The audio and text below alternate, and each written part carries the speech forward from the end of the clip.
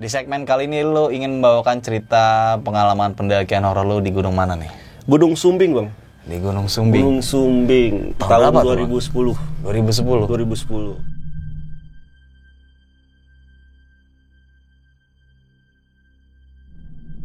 Karena dia bilang berantem.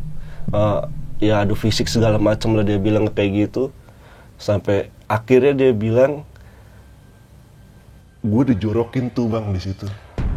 Gila. Sampai sekarang mayat gue belum ketemu. tuh Bang. dia dijorokin di situ tuh Bang, sampai sekarang mayatnya belum ketemu. Ih, kacau. Wah, tuh Adam tuh langsung panik juga Bang. Nah, si Adam pun cerita, iya gue di pos 2 ke pos 3 pas lu ninggalin gue diikutin sama pendaki gitu. Gue diikutin sama pendaki, gue berhenti, dia ikut berhenti.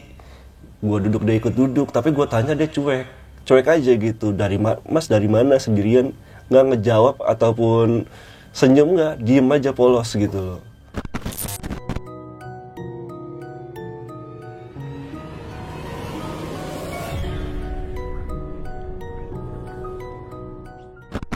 Assalamualaikum warahmatullahi wabarakatuh. Balik lagi dengan gue Indra di Besok Pagi. Sebelumnya gue sangat berterima kasih banget buat teman-teman semua yang sudah mensupport, menonton, mendengarkan Besok Pagi sampai saat ini.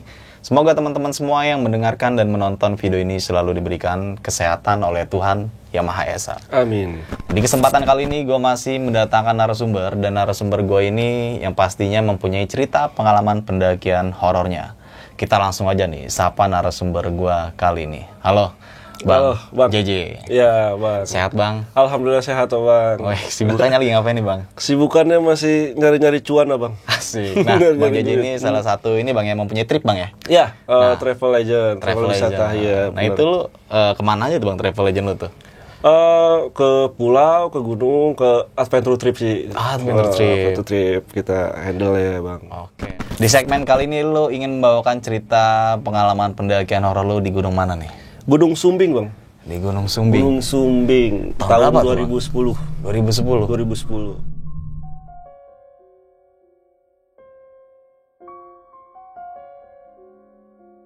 Nah, Ya, bagi gitu, teman-teman semua mungkin yang penasaran sama ceritanya Bang JJ saat di Gunung Sumbing tahun 2010, lu simak nih video ini sampai habis karena di situ banyak banget pelajaran-pelajaran yang bisa kita ambil ya Bang ya, Iya, dalam pengalaman pendakian lu saat di Gunung Sumbing pada waktu itu. Benar. Oke, mungkin kita nggak usah berlama waktu lagi, dan mungkin lu udah penasaran nih sama cerita yang ingin dibawakan Bang JJ. Kita langsung aja masuk ke ceritanya.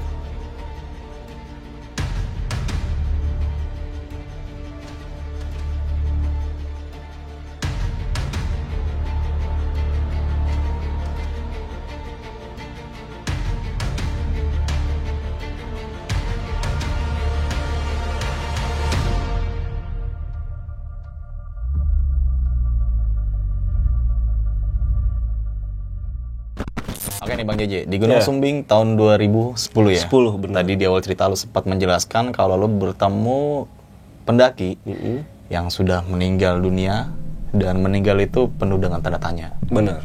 Oke nih Bang JJ, lu bisa ceritain gak sih dari awal sampai akhir, dan sampai lu berada di sini nih untuk menceritakan pengalaman pendakian lu seperti apa, dan kayak gimana? Silakan Bang.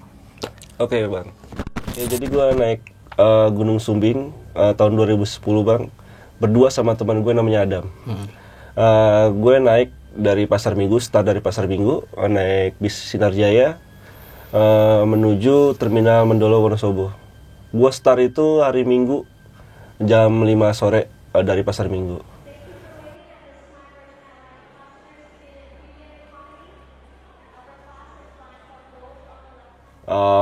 Nyampe di Terminal Mendolo itu Wonosobo sekitar subuh ya.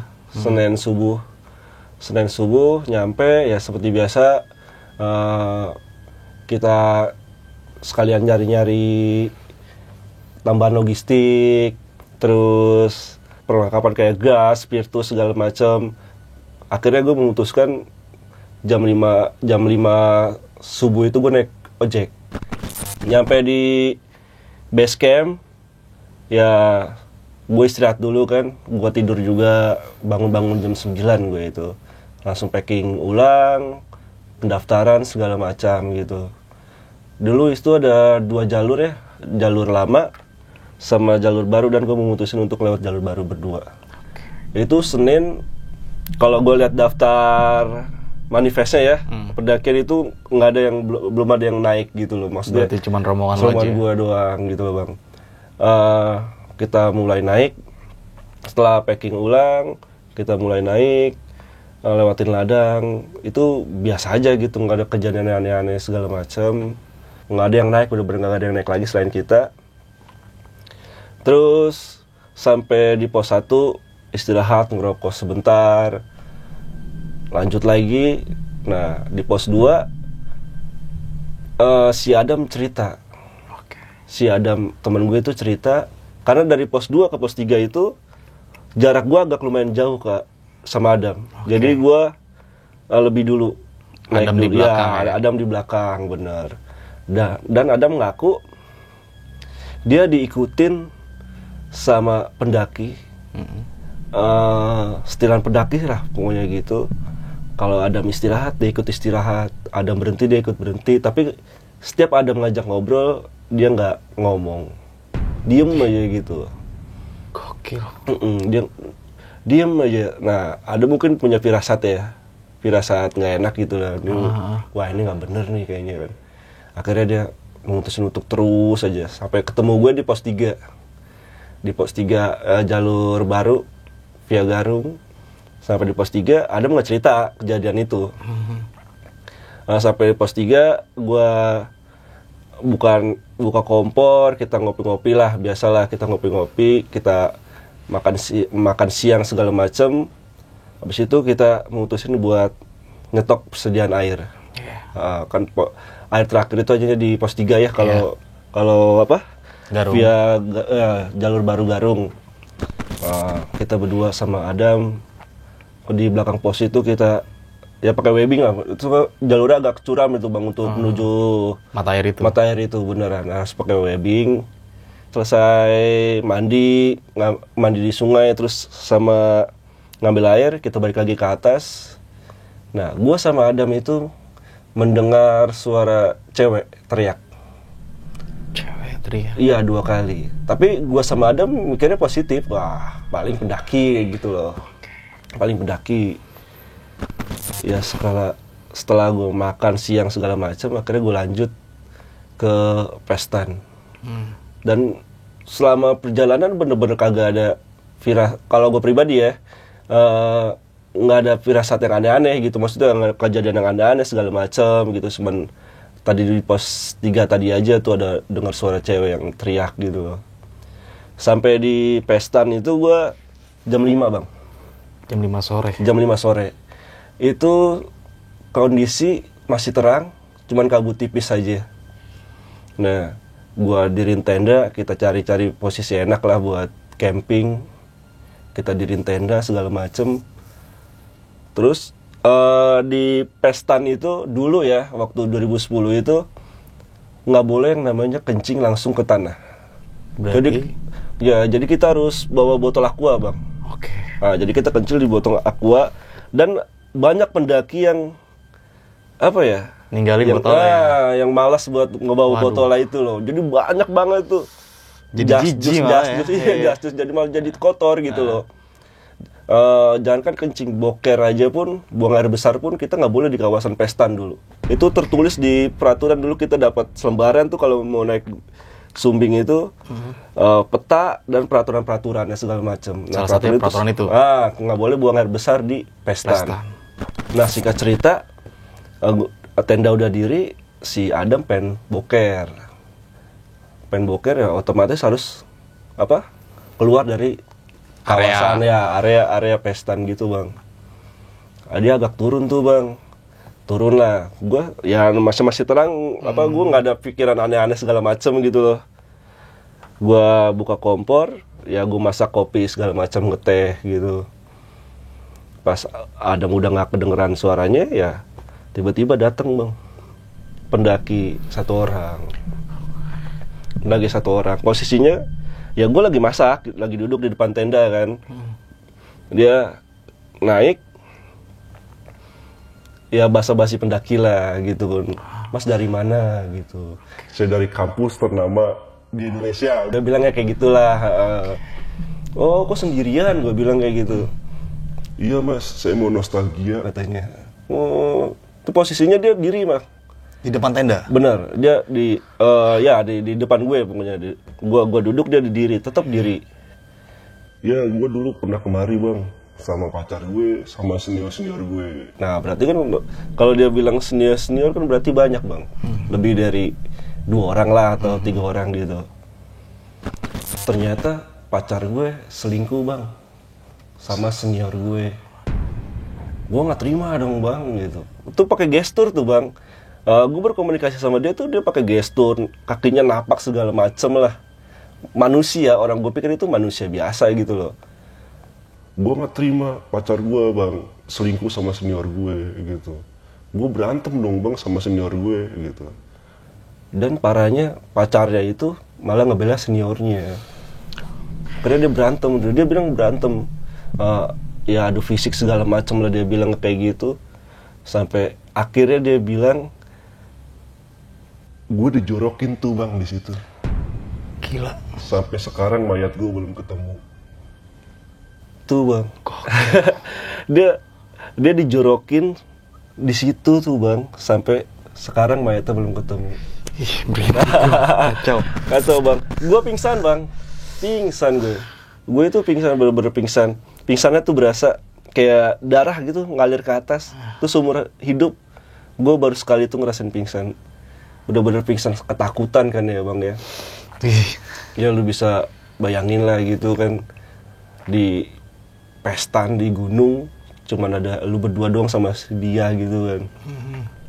Tiba-tiba gue pingsan. Pokoknya gue bangun itu ya karena dibangunin Adam nyampe, ditanya kenapa lu gitu. Pas gue bangun pikiran gue cuma satu, gue takutnya maling gitu. Bukan ngejelekin ya. Dulu itu Sumbing dan Sindoro itu terkenal oknumnya ya. Itu banyak yang kehilangan, yang jahil lah, tangan-tangan jahil. Gue suruh cek ke dalam tenda, ada kehilangan atau enggak gitu. Dia bilang ada enggak ada kehilangan. Ya udah, salahnya gue cerita. Gue nemuin pendaki, dateng, gue ngobrol. Dia bilang dari ya mahasiswa kampus ternama Indonesia, dijorokin sama seniornya di situ. Sampai sekarang mayatnya belum ketemu. Wah tuh Adam tuh langsung panik juga bang. Nah si Adam pun cerita, iya gue di pos 2 ke pos 3 pas lu ninggalin gue diikutin sama pendaki gitu. Gue diikutin sama pendaki, gue berhenti, dia ikut berhenti. Gue duduk, dia ikut duduk, tapi gue tanya dia cuek aja gitu. Mas dari mana sendirian? Nggak ngejawab ataupun senyum, nggak, diem aja polos gitu loh. Ya gue pikir ya udah nggak bener, ya udah, makanya gue ngebut gitu sampai ketemu di pos 3. Niatnya gue pengen cerita ke Adam gitu kalau, tapi takut nanti lu takut nanti malah itulah buyar segala macam gitu. Nah akhirnya tuh kita berdua tuh ya nemuin hal-hal aneh ya di Gunung Sumbing itu kan. Wah kacau juga sih, soalnya di Gunung Sumbing itu ya cuman kita berdua doang itu malam Selasa. Dan gak ada rombongan lain tuh bang? Nggak ada rombongan lain. Yang selama ini ya paling yang nipis dari ladang ke pos 1 itu gue ngeliat pas-pasan sama rombongan turun. Iya, rombongan turun aja. Iya, abis itu kita mutusin untuk kita mau turun tuh bang, malam sore itu juga, maghrib itu juga kita mau turun. Kita udah mau packing segala macam, tiba-tiba dari puncak, dari arah puncak tuh, Batu Kotak, Pasar Batu ya, Pasar Batu, ada 2 pendaki turun. Dan ini beneran manusia. Oh, beneran manusia. Gila. Gue kira pendaki gaib lagi. Iya, beneran manusia. Dia dari dia bilang dia Mapala di isi Jogja gitu kan, 2 orang itu. Ya udah akhirnya ya gue tanya, lu mau Mas mau turun apa enggak gitu. Kalau mau turun kita ikut tungguin bongkar tenda gitu kan, biar ada teman barengan ya gitu. Kita udah panik segala macam kan ya. Wah udah ciut dah nyali gue pokoknya. Ya dengan pengalaman yang kayak gitu tuh bang, ketemu ya apa ya, setan apa bukan ya kalau kayak gitu ya. Kan itu kan kode bang, ya kan, ya kita ngebayanginnya gimana apa ya, gimana rasanya jadi dia gitu bertahun-tahun, jadi apa jasadnya nggak ketemu segala macam gitu, nggak tenang rohnya segala macam. Akhirnya yang anak Jogja itu 2 orang, dia bilang Baliknya besok aja, turunnya besok aja gitu kan. Nah kita camping aja dulu di sini gitu, bermalam di sini. ya udah, akhirnya gue bermalam. Dia gua nggak suruh bongkar tenda, soalnya gue bawa tenda kapasitas 4 orang. Akhirnya ya bermalam. Tuh malam tuh lumayan juga, kayak suara-suara aneh lah atau suara-suara. Nah gue dengar suara gamelan bang. Gamelan. Malam-malam itu gue dengar suara gamelan. Tapi kita positif aja. Kita berempat semua dengar suara gamelan. Tapi kita positif kalau itu suara gamelan dari desa. Soalnya remang-remang gitu suaranya kan. Itu jam berapa? Kayak gitu. Jam 10. Selesai ya. Selesai kita masak dan ngobrol-ngobrol di dalam tenda lah. Sekalian rebahan segala macem. Itu kita semua dengar suara gamelan. Ya, lu bayangin aja kita habis nemuin hal-hal yang kayak gitu. Mau itu suara asli dari desaan atau goib ya, itu bikin gue bener-bener takut sih bang gitu kan. Gue kepikiran juga sama mahasiswa itu gitu kan. Gue ngeri dia datang lagi kan atau apalah gitu. Ya udah, besok paginya kita packing, turun. Selama turun sih kita nggak nemuin hal yang mistis gitu kan. Sampai kita di base camp. Nah di base camp gue cerita dong sama orang base camp. Ya, sama orang base camp gue cerita. Di situ ada dulu kepala desa ya, kepala desanya kan, rumah kepala desanya kan ya, base campnya. Dia ya Pak, saya nemuin hal kayak gini gitu. Saya ketemu orang yang ngakunya mahasiswa. Dia katanya dibunuh, dijorokin, dan mayatnya sampai sekarang belum ketemu gitu. Kata kepala desanya ya itu udah biasa mas gitu. Sering katanya sering pendaki-pendaki yang beruntung ditemuin gitu. Kita juga dulu nyari ngesar segala macam itu nggak ketemu jasadnya. Jadi katanya jasadnya itu disembunyiin sama makhluk sana. Berarti sampai sekarang? Sampai sekarang mayatnya belum ketemu, jasadnya belum ketemu. Pestan itu kan kiri kanan jurang bang ya. Iya. Ya kalau kita ngeliat aja itu ya walaupun nggak langsung terjal tapi kan ngilu aja kita ngeliat ya. Batunya gede-gede. Bener. Akhirnya itu gue dari base camp gue diajak sama Mapala Jogja. Yang 2 orang itu bang ya. Namanya Mas Amri dan Mas Guntur. Kalau Mas Amri dan Mas Guntur nonton, halo apa kabar? Piye kabarnya Mas? Kabarnya. Semoga sehat selalu Mas Amri, Mas Guntur. Bener. Mas Amri itu jadi partner pendaki gua Mas. Sampai sekarang? Iya bener. Kita naik gunung berdua-dua terus dari gunung-gunung Jawa sampai Tambora, Rinjani, kita itu berdua terus. Ya berdua, nggak bertiga, berdua gitu. Awalnya di Sumbing ini ya? Awal dari Sumbing ini gitu. Sampai gua sama Amri nyaksiin petir menurut lu petir datangnya dari atas ke bawah kan? Iya. Gua sama Amri nyaksiin di Tambora, petir itu horizontal. Gokil. Di puncaknya. Iya. Gitu. Itu gua sama Amri itu pengalaman yang benar-benar keren sih ya. Gue nyaksiin petir bener-bener bukan dari atas ke bawah tapi horizontal. Iya, tuh sama Amri. Kita sering banyak pengalaman naik gunung kita. Akhirnya gua ke lau lah kemana semua segala macam sama si Amri. Sampai sekarang masih suka naik nih sama Amri sama Oh Mas enggak, Guntur sekarang ini? udah berkeluarga. Oh, udah Dia udah berkeluarga. berkeluarga, agak susah. Dua orang ini udah berkeluarga. Bener. Apa ya? Cita-cita kita tuh pengen naik gunung Talamau. Talamau. Iya di Sumatera Barat. Barat, Tapi kita belum kesampaian. Talamau sama Agung sih, tapi kita belum kesampaian sampai akhirnya ada yang menikah. Menikah memisahkan Nikah, itu semua. memisahkan ya, menimbulkan diri. Iya bang. Semoga tercapai lah nanti Bang ya. Siap, Tujuan siap. berikutnya. Amin, amin, amin, amin. Oke nih, Bang JJ, cerita pengalaman pendakian lu di Gunung Sumbing tahun 2010 nih gokil banget nih. Mungkin nanti bakal gua tanya dan ulas lebih dalam lagi di sesi tanya jawab.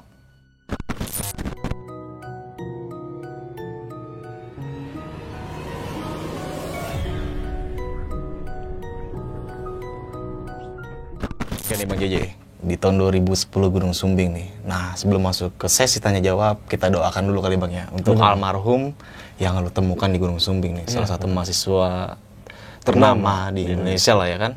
Semoga beliau selalu diberikan perlindungan oleh Tuhan Yang Maha Esa ya Bang ya. Semoga jasadnya ditemukan atau ditenangkan lah. Ya. Diterima. Pokoknya kita doakan yang terbaik untuk amin. beliau ya. Oke nih, Bang JJ, di Gunung Sumbing ini lu sempat ada firasat aneh nggak sih sebelum mulai ke pendakian itu? Nggak ada mas, nggak ada firasat macam-macam, nggak ada firasat aneh-aneh. Awal mula kejadian aneh itu ya di pos 3 itu, dan kita dengar suara teriakan cewek itu 2 kali, dan gue sama Adam itu dengar. Oh, berarti bukan lu aja yang denger ya? Bukan, dua orang itu dengar. Gue sama Adam itu dengar. Berarti lu sebelum melakukan pendakian itu nggak ada kayak firasat aneh atau kejadian ganjil selama perjalanan lu ke Sumbing ini, nggak ada ya? Oh nggak ada, bener-bener lancar jaya, nggak ada kendala segala macem. Oke, 2010. 2010. Gimana tuh? Si Maksi tahun 2010 berapa duit, Bang? Oh, kalau nggak salah cuma 3.500. Kalau nggak salah ya 3.500 ya Pak, kalau nggak salah. Iya. Iya, itu jalur baru itu lumayan bagus juga jalurnya, karena kita nemu sungai itu yang gue bilang di pos 3 itu. Tapi harus pakai webbing turunnya. Iya, harus pakai Gokil webbing. ya. Itu bener-bener kita semak-semak, kita injek-injek, takut dalam kan semak-semaknya. Tapi di bawah itu airnya seger banget bang. Oh, lu sempat mandi juga tuh, Bang? Mandi, tapi nggak pakai deterjen. Oke, ya. Itu ini harus kita hindarin nih, Bang ya. Iyalah. Karena merusak alam. Benar. Lu boleh mandi tapi jangan Pakai deterjen. Kita lanjut nih, Bang JJ. Di Gunung Sumbing lagi nih. Di perjalanan lu ini, tadi kan lu sempat jelaskan kalau ada peraturan di Pasar Prestan itu nggak boleh buang air kecil atau buang air besar, atau dalam artian nggak boleh mengotori area di Pasar Prestan tersebut ya. Benar. Itu kenapa, Bang? Sumbing itu sebenarnya salah satu gunung sakral juga ya, maksudnya dikeramatin oleh warga setempat gitu loh. Banyak makam, banyak petilasan juga di sana. Apalagi kalau malam-malam satu suro itu ramai banget para penjara ke sana gitu. Gue nggak tahu kenapa asal muasalnya, ya pasti dia nerapin peraturan kayak gitu, pasti ya untuk menghormati dunia yang beda lah gitu loh. Pestan itu kan kalau sahabat pagi, besok pagi yang belum tahu, Pestan itu artinya pasar setan. Pasar setan ya. Pasar setan. Ya, tapi banyak banget mas, Bang. Yang gue sesalin itu banyak banget botol-botol aqua yang nggak dibawa balik. Iya. Malah jadi kayak sampah tersendiri di situ ya. Sampah tersendiri. Dan lo menyikapi itu gimana? Lo ambil nggak tuh, Bang? Enggak bang. Gue minum. Soalnya gue kalau ngeliat sendiri, jijik banget lah ya kan. Iya. Ya kita mau ngambilinnya juga gimana? Risih juga ya. Risih juga gitu loh. Itu air seni lo gitu lo. Masa lo nggak bisa tanggung jawab sama air seni lu gitu. Ya, peraturannya banyak sih mas kalau di Pestan, kalau di Gunung Sumbing kayak gitu. Salah satunya ya nggak boleh mengotori area Pestan tersebut ya. Ya, kayak kita buang air besar aja kita nggak boleh di kawasan itu. Dulu ya, nggak tahu kalau sekarang ya. Kalau dulu emang bener-bener dinotis banget nggak boleh buang air besar di kawasan pesta. Tapi kalau bisa ya dari semua area itu kita nggak boleh mengotori tempat ya Bang ya. Benar. Karena kita ke gunung itu ya sebagai tamu. Iya benar, kita tamu. Benar. Oke, nih Bang, JJ. Sebelum kita bahas tentang sisi mistis saat lu bertamu pendaki mahasiswa tersebut. Nah, kalau gue boleh tahu, lu ke Sumbing ini udah berapa kali tuh Bang? Pas kejadian ini, gue pertama kali ke Sumbing. Oh, ini 2010 pertama kali. Sampai sekarang gue ke 4 kali gue ke Gunung Sumbing dan belum pernah sampai puncak. Wah, serius? Iya. Selalu ada aja kendalanya. Mentok di pestan. Selalu begitu? Selalu gitu, 4 kali. Ada aja kendalanya, entah itu temen, entah itu cuaca. Selalu mentok di pestan. Wow, ya alhamdulillah kalau gunung-gunung yang lainnya gue summit gitu. Tapi khusus di Sumbing itu gue mentok di pestan Bang. Gila. Selalu ada aja halangannya gitu, entah itu teman kecapean, entah itu badai segala macam cuaca. Sampai sekarang nih Bang. Sampai sekarang. sampai terakhir gue 2017 ngantar tamu bapak-bapak Bang BCA. Itu mentok ya di pos 3 jalur lama. Yang engkol-engkolan ya. Iya. Nah, itu di Gunung Sumbing nih Bang, lo kan selalu mengalami kendala tidak sampai puncak ya. Selalu mentok di pasar setan tersebut. Nah, ada keinginan nggak sih Bang buat melakukan pendakian lagi ke Sumbing? Ada sih Bang, tapi gue tuh pengennya entah itu sendiri, entah itu berdua. Tapi yang bener-bener sefrekuensi ya, gitu maksudnya yang kalau berdua gitu loh. Yang lu mengetahui karakter teman pendakian lu gitu ya, kurang lebihnya kayak apa, jadi lu menerima saat pendakian ya. Benar. Dan itu lebih baik sih. Benar. Pengen, masih ada ambisi buat ke puncak Gunung Sumbing gitu.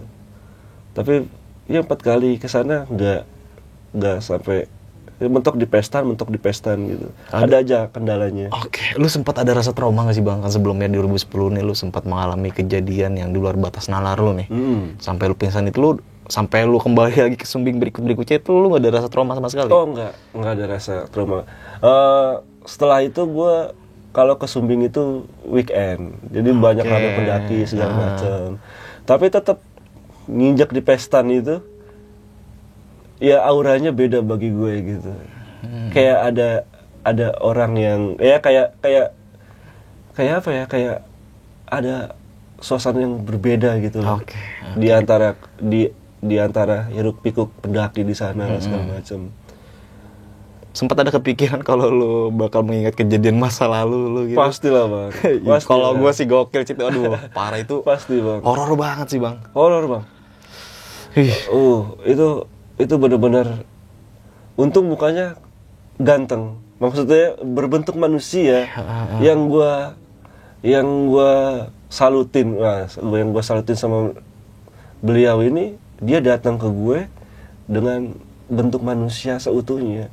Kaki napak, pakai flanel, pakai levis segala semacam, dan carrier pun carrier Alpina jadul Bang.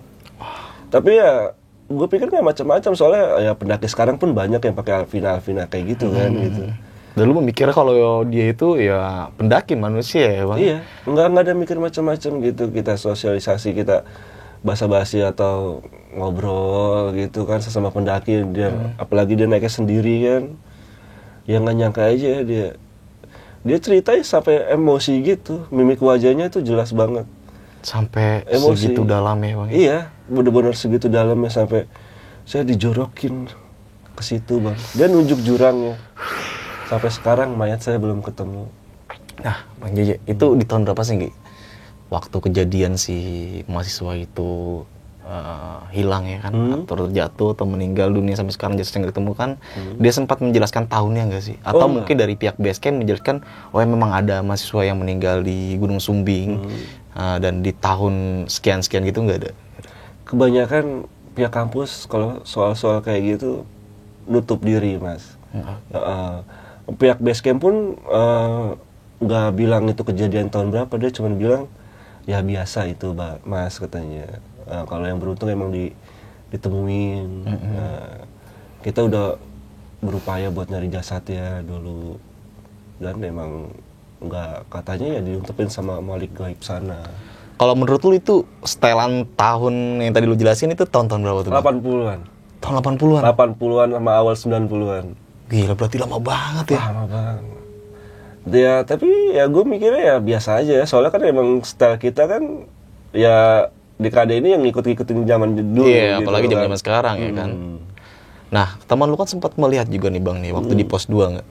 Nah, itu dia melihat atau pendaki yang sama lu temuin atau gimana penjelasan dari teman lu ini? Oh, beda. Kalau temen gue itu pakaiannya serba putih. Pakaian serba putih, bukan jubah ya, tapi pakaian serba putih gitu, pakai keril ya. Dia bilang dia berhenti, dia juga berhenti. Si Adam duduk, dia juga duduk gitu. Nah, kalau versinya Adam, orang basecamp bilang itu emang baik, yang ngikutin Adam itu baik. Sering nemuin juga sering nemenin pendaki yang hilang arah dan ketinggalan sama rombongannya nih. Iya. Dituntun. Nah, dituntun ya. Mungkin besok pagi apa teman-teman besok pagi pernah ngalamin atau teman-teman pernah ngalamin pasti ya banyak kejadian kayak gitu kalau ditinggal sama temennya, dia selalu nemenin sampai ketemu sama temennya. Oke. Itu Gunung Sumbing sih. Sampai pada akhirnya lu memutuskan untuk turun nih Bang ya? Untuk turun? Iya, kalau gua jadi lu sih gua juga iya. Ya turun aja lah, ngapain Iya, gua Bang. sini. Itu gokil banget. Nah, kira lu ketemu 2 mahasiswa Jogja tuh Bang. Lu sempat menceritakan pengalaman atau kejadian yang lu alamin pada saat itu sama mahasiswa Jogja nggak? Di kampusnya gue ceritain. Ya, tapi mungkin namanya orang seni ya. Ya dia nggak ngambil pusing sih. Iya. Gitu. Dia mikirnya ke logik aja kali gitu. Ya nanggepin biasa aja gitu. Tapi yang gue heran tuh waktu lu dengar suara gamelan jam 10 malam. Kalau gue pikir secara logis, ada orang pesta sampai jam 10 malam. Kita ketahuin kalau di Jawa itu kan habis maghrib udah sepi Bang ya? Iya. Di Jawa abis aja Nisa itu kebanyakan sepi. Sepi lah ya kan. Ini lu mendengar gamelan jam 10 malam. Benar. Itu semuanya dengar, empat-empatnya dengar. Karena ya entah itu, gue juga belum mastiin kalau itu goib atau enggak ya. Soalnya sama samar kedenger gitu kan, nggak jelas banget. Ya kita positive thinking kalau itu dari desa, desa terdekat gitu.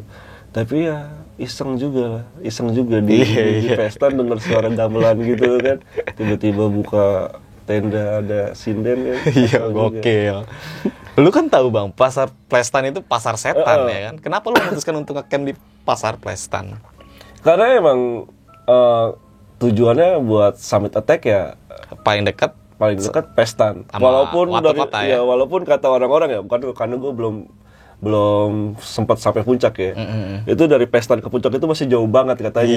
Iya kan katanya. Gue belum, karena gue gak tahu kan sebelumnya, karena emang gue belum pernah sampai puncak kan. Ya, kata orang-orang ya dari Pestan ke puncak itu masih jauh banget gitu.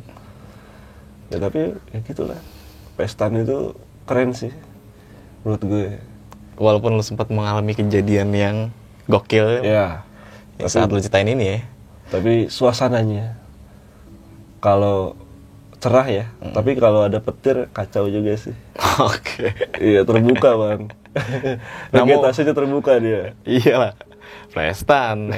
Tapi di luar semua itu adalah kejadian yang lu alami ini di luar batas nalar kita semua Bang. Benar, ya? Bahkan lu sampai nggak menyangka kalau lu bisa menemukan hal seperti itu. Benar. Atau mungkin di pendakian lu seterusnya atau sebelumnya pernah mengalami hal mistik ya?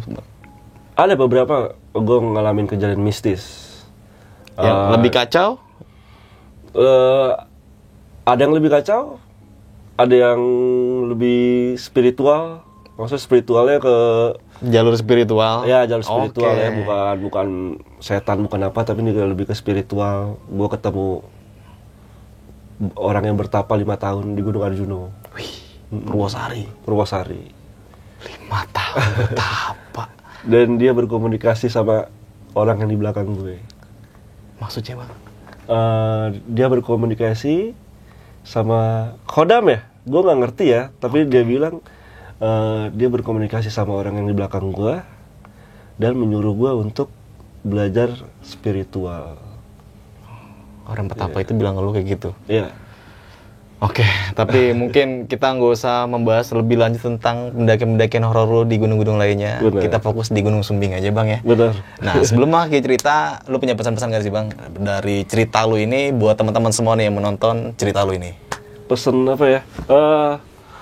Ya kalau pesen gue dimanapun lu mengunjungi suatu tempat, lu harus tahu dan lu harus paham, lu sadar kalau itu sedang bertamu. Ya. Entah itu di makhluk hidup atau makhluk gaib, ya lu sedang bertamu gitu.